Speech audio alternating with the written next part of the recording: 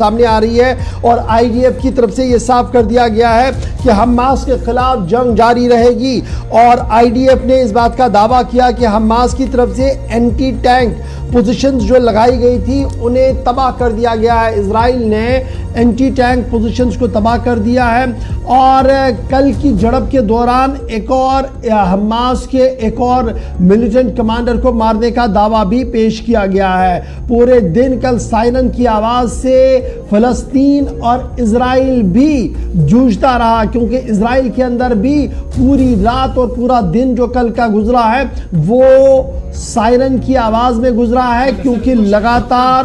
وہاں پر بھی مختلف علاقوں سے راکٹ حملے کیے گئے تھے، تاہم اسرائیلی دفاعی افواج کی طرف سے انہیں پسپا کیا گیا ان حملوں کو، اور اس طریقے سے اسرائیل کو کوئی بھی نقصان ان راکٹ حملوں میں نہیں پہنچا ہے۔ فی الحال اسرائیل نے بھی تقریباً 2 ملین کے آس پاس لوگ جو اسرائیلی ہیں انہیں مختلف علاقوں کے اندر منتقل کر دیا ہے، شیلٹر شیڈز کے اندر منتقل کر دیا گیا ہے۔ یعنی جس طریقے سے فلسطینی باز آباد کاری کالونیاں بن رہی ہے، اسی طریقے سے اسرائیل نے بھی اپنے شہریوں کو مختلف مقامات کی اور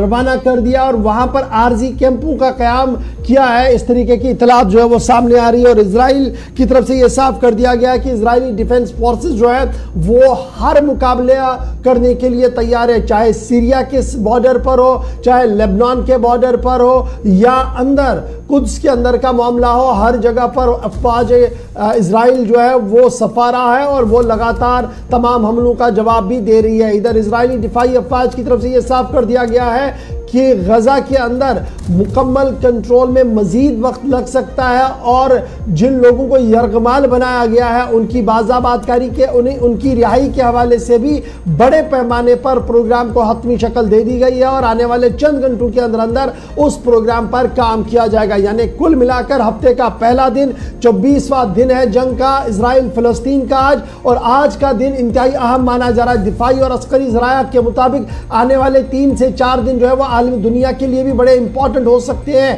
کیونکہ عالمی رائے عامہ جہاں ایک طرف سے غزہ کے اندر جنگ بندی کے حق میں دکھ رہا ہے، وہیں دوسری طرف سے امریکہ، فرانس، جرمنی سمیت کئی ملک اس طریقے کی بات کر رہے ہیں کہ جنگ کو جاری رکھا جائے اور حماس کو صفحہ ہستی سے ہٹایا جائے۔ اس لیے اسرائیل کی وہ لگاتار حمایت بھی کر رہے ہیں اور اس طریقے سے 2 الگ الگ پورشنوں میں، 2 الگ الگ حصوں میں دنیا کی آواز جو ہے وہ بڑھتی ہوئی نظر آ رہی ہے، اور دفاعی اور عسکری ذرائع کے مطابق جس طریقے کے حالات بن رہے ہیں وہ صاف دکھ رہا ہے کہ آنے والے دنوں میں مزید خون بہے گا اس پورے خطے کے اندر، جس طریقے کی صورتحال ابھر کر فی الحال سامنے آ رہی ہے۔ بات